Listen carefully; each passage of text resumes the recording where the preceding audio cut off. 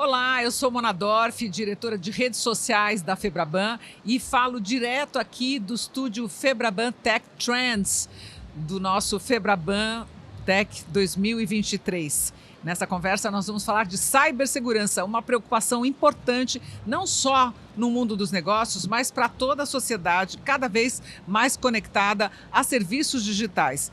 E para mostrar como as empresas, especialmente as instituições financeiras, estão trabalhando nas suas resiliências cibernéticas, em defesa dos clientes, eu tenho aqui como convidado o Caio Rocha, diretor de produtos de autenticação e prevenção à fraude da Serasa Experian.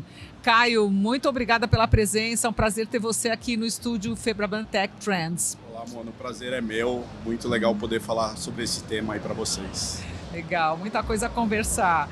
Bem, gente, o Caio lidera a estratégia de produtos e desenvolvimento de negócios de autenticação e prevenção a fraudes da Serasa Experian no Brasil. Ele tem mais de 10 anos de experiência no segmento de verificação de identidades e antifraude e no desenvolvimento de produtos digitais combinando dados, inteligência e tecnologia.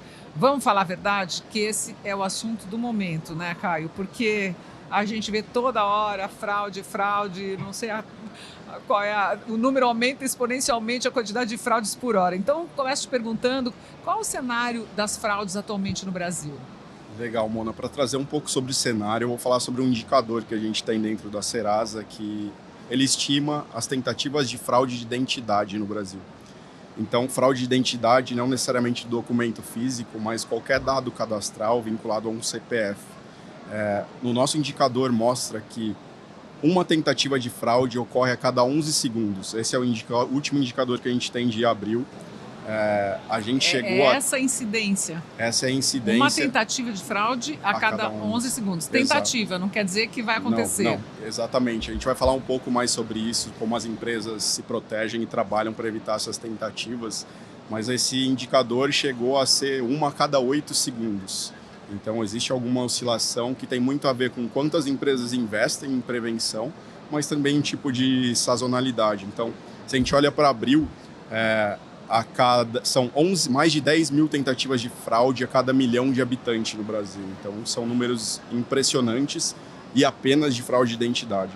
Então, quando a gente fala de fraude transacional e de gestão de conta, esse número pode ser muito maior. Quando a gente fala de fraude em Brasil, e não só no Brasil, no mundo, a fraude ela é muito dinâmica. Então, novos golpes aparecem, os fraudadores buscando ferramentas e tecnologia para cada vez mais ter escalabilidade nos seus golpes e também liquidez. Então, importantíssimo esse tema, não só para prevenção, mas também para garantir a boa experiência do bom consumidor. Caio, a gente falou em número astronômico, né? Você podia fazer uma comparação com os outros países, para a gente ter a noção dessa quantidade de tentativas, se ela é normal, Sim. Absurda, quem está acima da gente, quem está abaixo? Eu não tenho aqui agora os números globais da Experian, a gente olha para esse número globalmente também, mas a gente sabe que o Brasil é considerado, vamos dizer, a Champions League da fraude. Então, golpes, a criatividade do fraudador, o acesso à tecnologia, a gente tem aqui golpes e também ferramentas muito avançadas. Então, muitas das tendências de autenticação e prevenção à fraude surgem do Brasil e vão para outras regiões. Então, pegando os Estados Unidos como exemplo, até pouco tempo eles não tinham chips em cartão. Então, a fraude ainda estava muito no presencial. Conseguia burlar uma tarjeta, o fraudador ia numa loja efetuar uma fraude. Aqui a gente já tem o chip há muito tempo.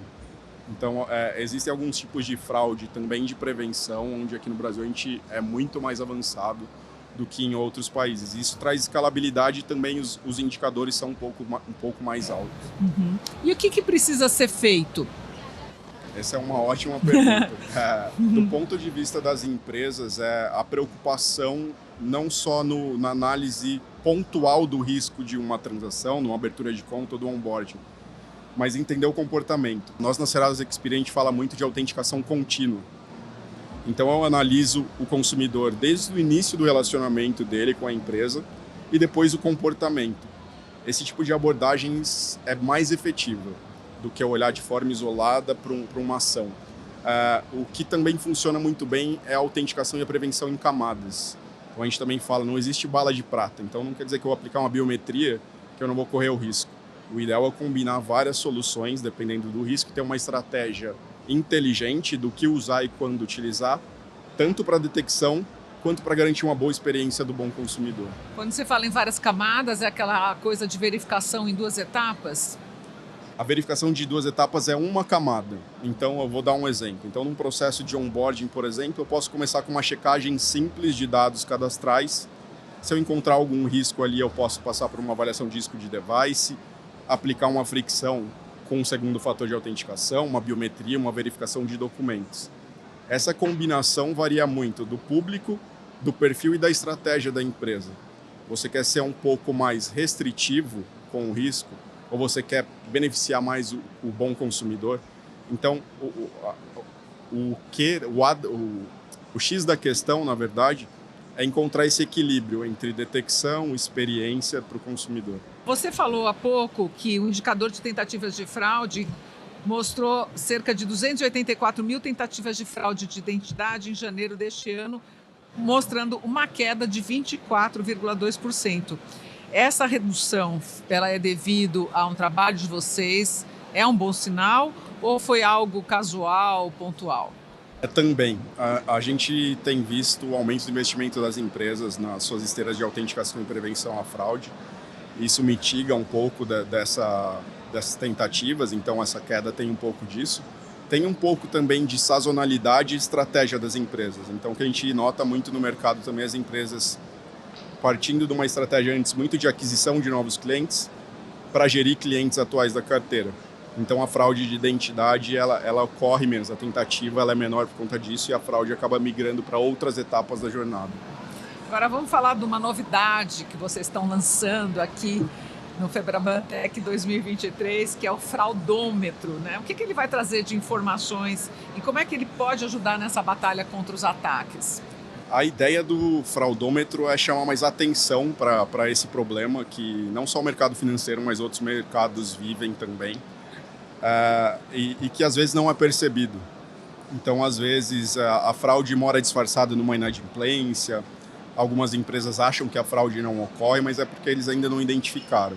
Então a gente está querendo trazer luz a esse assunto, tanto para as empresas quanto para o consumidor, na proteção dos seus dados, para evitar que essas tentativas aconteçam. Então, pelo que você está me dizendo, Caio, é mais para uma conscientização de que talvez estejam ocorrendo fraudes nos sistemas e pessoas que não percebem, ou empresas que ainda não estão conscientes disso, é isso? É isso, para dar luz ao assunto e mostrar o quanto isso é um problema hoje no mercado e a velocidade com que essas tentativas acontecem. Então a gente tem até um domínio, fraudômetro.com.br, onde tanto as empresas como o consumidor final conseguem acompanhar esse indicador em tempo real. Agora, como é que a inteligência artificial tem acelerado a detecção de fraudes? Ela atua nisso? Nós temos um avanço significativo em investimentos com esse perfil este ano, né? Complementando, os fraudadores também têm usado a tecnologia da IA na montagem de deepfakes, identidades falsas, sintéticas. Como contra-atacar isso? Sim, a gente fala que aqui é uma luta de fogo contra fogo. Então, a IA ela é muito utilizada na prevenção para identificar padrões, não só de detecção, mas também dos bons comportamentos e das transações boas, mas os fraudadores e as quadrilhas especializadas também passam a ter acesso a essas tecnologias, esse tipo de inteligência e utilizar contra essas empresas. Então é uma briga aí meio que de gato e rato, mas hoje o mercado brasileiro, tanto as empresas quanto os fornecedores de autenticação e prevenção à fraude, têm atuado investindo bastante em inteligência artificial para identificar esses padrões rapidamente e diminuir os riscos para as empresas. Bom, nós sabemos que em grande parte dos ataques cibernéticos tem como foco o cliente final. A falta de educação em segurança cibernética e do fortalecimento de uma cultura de segurança cibernética no corporativo continuam sendo, Caio, os maiores problemas aqui e no mundo? É um dos principais. A gente vê muitos bancos, instituições financeiras investindo bastante nessa parte de educação do consumidor, do quão importante é a proteção com o seu próprio dado, entender com que canais você está falando, se trata de um canal oficial ou não da instituição, Isso antes era um tabu, para ser sincero, alguns anos atrás. Ninguém queria falar, nenhuma empresa queria falar que existe esse problema, um problema de possível tentativa de fraude. Isso era tratado com tabu até como algo que poderia afastar o consumidor dessa empresa. E hoje a gente vê uma mudança nisso. Pelo contrário, o consumidor vê isso com bons olhos. A empresa que se preocupa com a segurança do bom consumidor é uma empresa com quem eu quero me relacionar. Então, sim, esse é um dos problemas que acontecem, vazamento de dados, phishing, golpe de WhatsApp. E o papel das instituições nessa educação do consumidor é fundamental. Caio, e qual é o cenário da proteção digital especificamente no setor financeiro? É bastante desafiador e, como eu falei, ela não acontece só na parte de onboarding e fraude de identidade. Existe aí uma variedade imensa de tipos de fraude. A gente sofreu uma aceleração na pandemia de digitalização que foi muito boa, trouxe conveniência para o consumidor, mas também traz algum risco atrelado nisso. Então, fraudadores que antes não conseguiam escalar golpes, quando ele tem algum acesso e conhecimento de tecnologia, ele pode efetuar tentativas em massa.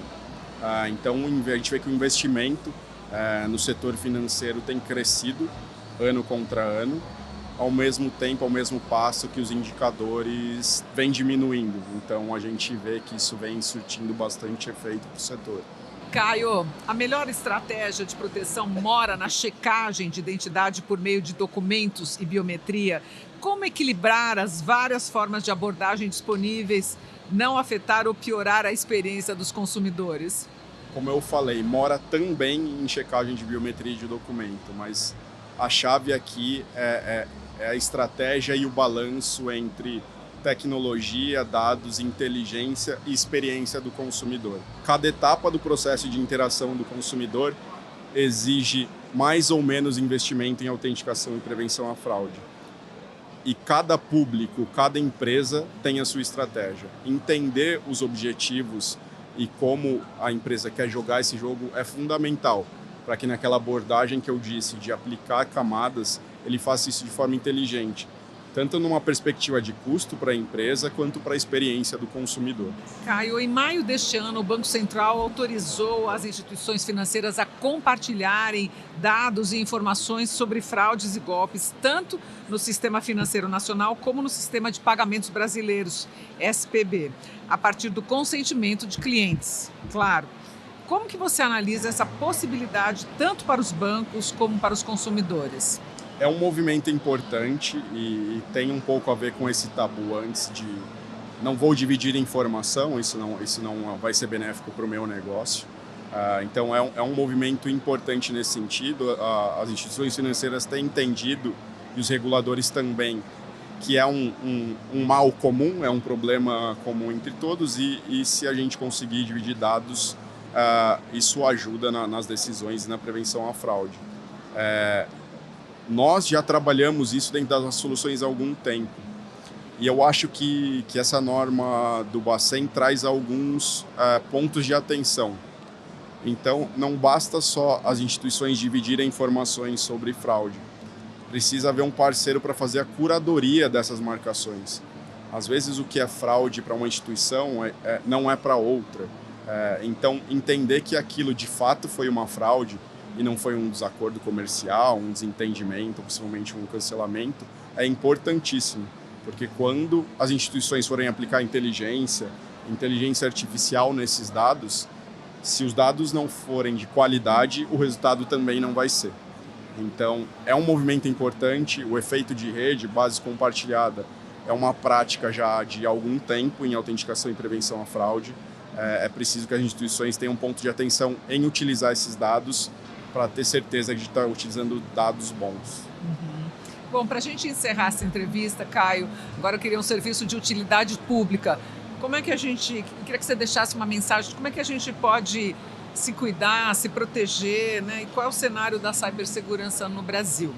Qual é o nível de ciberresiliência no país? Legal. Eu acho que tem evoluído, mas tem bastante espaço para evoluir ainda, Mona. E, de novo, acho que é muito responsabilidade das empresas de se comunicar e educar os consumidores. Com cuidado na proteção de dados, em verificar canais, sites, contatos realizados por empresas. Então, deixar claro as práticas para o consumidor é algo fundamental. O consumidor tem que tratar os dados deles como se fossem ouro. Então, entender de fato, não dividir senha jamais, não emprestar dados, que é uma prática que a gente vê, até um problema que a gente tem, né, de fraude laranja, que pode virar até estelionato. Legal. Caio, muito obrigada pela sua participação aqui no estúdio Febraban Tech Trends. E eu agradeço a você que acompanhou essa entrevista durante o Febraban Tech 2023 no estúdio nosso, aqui montado especialmente para entrevistas especiais. Até a próxima.